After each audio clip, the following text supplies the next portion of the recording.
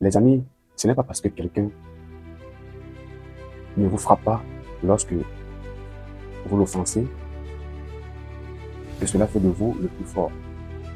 Ce n'est pas parce que vous bousculez quelqu'un dans la rue et vous partez sans dire, sans présenter vos excuses à cette personne et que cette personne reste sans mot dire que cela fait de vous le plus fort.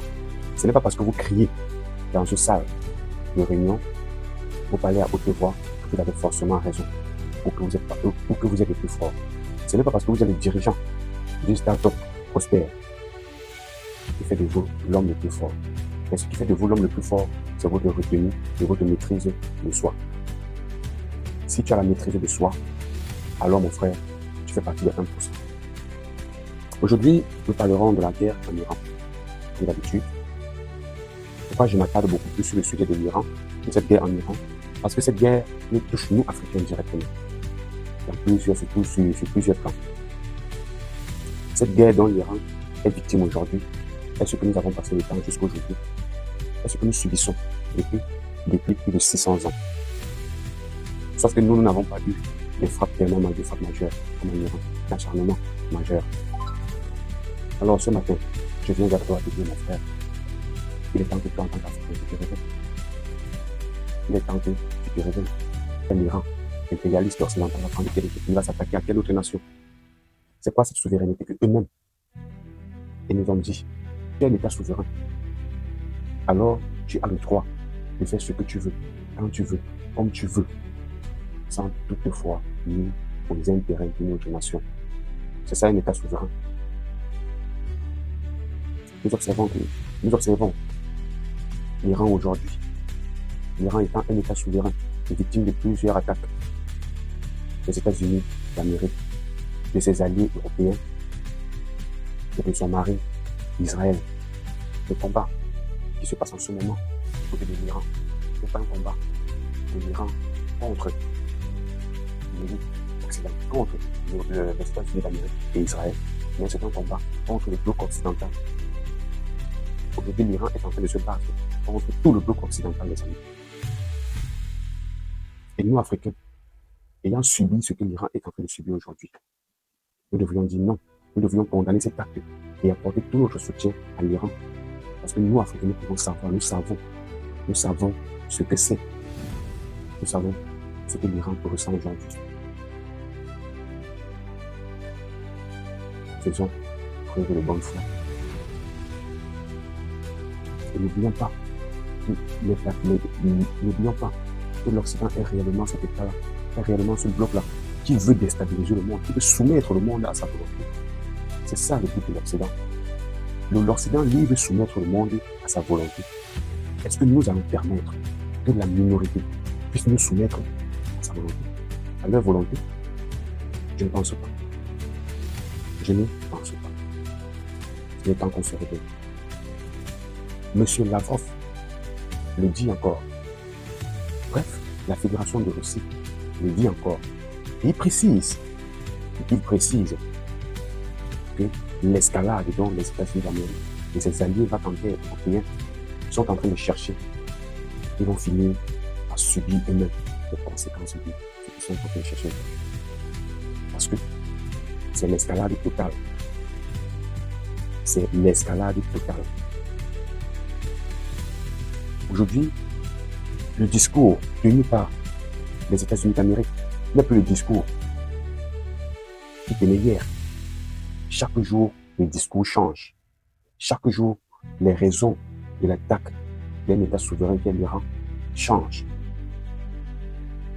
En 2025, ils ont effectué une opération militaire qu'ils ont appelée opération coup de marteau.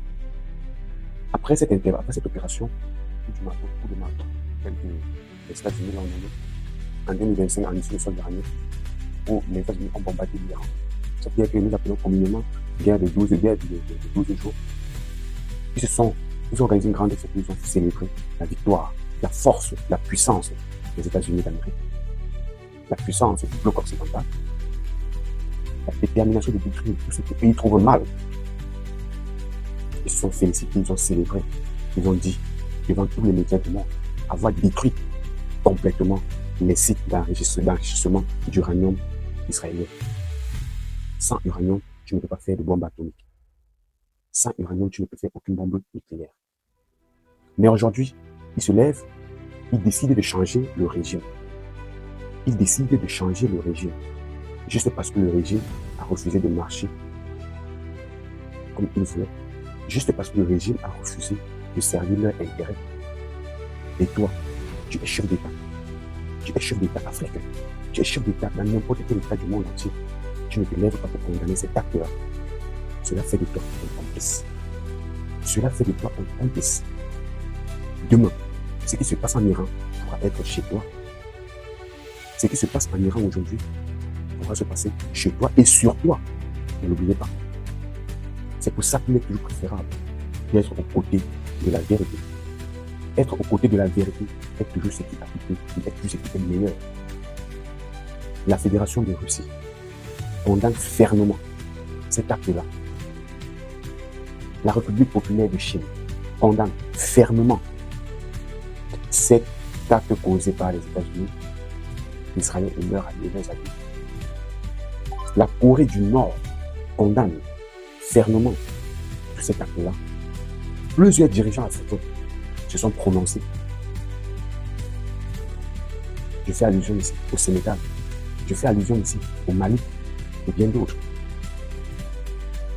Et bien d'autres. Qu'est-ce que d'autres chefs d'État africains, surtout, attendent pour condamner cet acte que les États-Unis ont commis en Iran? Qu'est-ce qu'ils attendent? Que ce soit sur leur sol, que ce n'est pas appelé communauté internationale, c'est maintenant que vous devez les condamner. Ils ont pris les mesures nécessaires pour rapatrier leur peuple, leur population résidant au Moyen-Orient. Vous, peuple, vous, dirigeants africains, quels moyens avez-vous utilisé? Quels moyens avez-vous mis en place pour que vos ressortissants, pour que vos enfants qui se trouvent dans cet endroit-là puissent rentrer chez eux? Qu'est-ce que vous, dirigeants africains, vous avez utilisé? Comment est-ce que vous faites pour que vos enfants rentrent à la maison? Vos enfants qui se trouvent dans des conditions embarrassantes aujourd'hui dans le Moyen-Orient. Quels moyens avez-vous mis en place pour que vos enfants retournent à la maison? Pour que vos enfants ne soient pas victimes de cette explosion? J'accuse fermement les États-Unis d'Amérique, Israël, pour crime contre l'humanité. Je les accuse pour crime contre l'humanité. Dirigeants africains, frères africains, africaines, il est temps qu'on se réveille. Il est temps qu'on arrête de se sous-estimer. Il est temps qu'on arrête de croire que parce qu'on est africain, on est inférieur aux autres. Il est temps qu'on se lève et qu'on condamne fermement les États-Unis d'Amérique.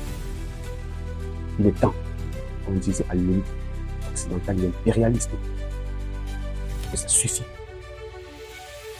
C'est quoi la situation des Africains se trouvant sur le sol de la sous-région aujourd'hui attaquée? C'est quoi la suite? Il passe le temps à crier. Après l'arrivée de Donald Trump au pouvoir, il a pris l'engagement de réduire l'immigration, de chasser les gens de force sur son territoire, sur ce qu'il appelle son territoire, qui est l'État des États-Unis d'Amérique. Il oublie que ce sont en réalité ces guerres qui passent le temps à provoquer dans le monde, qui passent le temps à créer dans le monde, qui créent davantage les migrants. Ils ont affamé toute l'Afrique aujourd'hui. Aujourd'hui, les Africains migrent chez eux.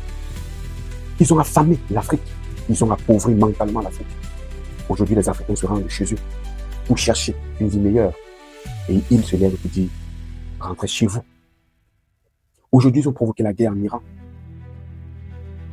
Que deviendra le peuple iranien? Que faire? Comment survivre? La seule possibilité de survivre, c'est migrer ailleurs afin de trouver un lendemain peut-être meilleur. Que devient la population de l'Irak? Que devient la population du Qatar? Que devient la population du Koweït? Que devient la population d'Arabie Saoudite? Et j'en passe. Aujourd'hui, la seule solution pour cette population-là, c'est de migrer vers ces pays-là afin de trouver une vie meilleure. Ces pays qui ont créé les conflits chez eux. Parce que si l'Iran n'était pas attaqué aujourd'hui par Israël et les Américains, avec le soutien des Occidentaux,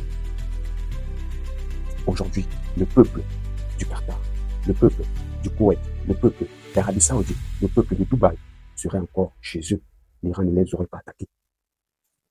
Ils ne seraient pas attaqués par l'Iran. Ça, j'appelle ça la bêtise des dirigeants. J'appelle ceci la bêtise des dirigeants. Et je t'invite, toi, qui me regardes en ce moment, à condamner fermement cet acte. Cet acte doit être fermement condamné. Les États-Unis d'Amérique, l'Occident, le président Friedrich Merz est arrivé au pouvoir, il a commencé à réprimer les migrants. La France, c'est pareil. Le taux de chômage est en train de croître dans ces pays-là. Mais ils trouvent nécessaire, ils trouvent meilleur de déstabiliser davantage, de créer des guerres davantage pour le monde, afin de prouver leur puissance, tout en oubliant les conséquences, tout en oubliant la volonté. Ils ont provoqué la guerre en Ukraine. Quelques temps plus tard, ils ont compris que l'immigration ukrainienne vers la zone Schengen était davantage énorme. Ils ont commencé à créer des motifs pour ne plus aider pourtant cette guerre au même moment. Cela n'est pas terminé. Ils ont fait la même chose aujourd'hui en Iran. Hier, c'était Israël. Avant-hier, c'était la Syrie. Aujourd'hui, c'est l'Iran. Demain, ça sera quel État? Quel État est-ce que les États-Unis d'Amérique et ses alliés attaqueront demain? Dis-moi cela en commentaire. C'est ce que je viens de te dire. Je trouve que cela est pertinent. Mon frère, je te prie de t'abonner, de liker, de commenter et surtout de partager. Parce que cela montre que toi aussi tu veux contribuer à l'évolution du monde. Condamne le mensonge. Condamne fermement le mensonge. Dis-moi le mensonge de lui. Car c'est en étant pour la vérité que le monde va se passer. Je compte sur toi. Je compte sur toi pour l'aider afin que la vérité triomphe. Mon frère, prends soin de toi. Ma soeur, prends soin de toi. Et surtout, à plus de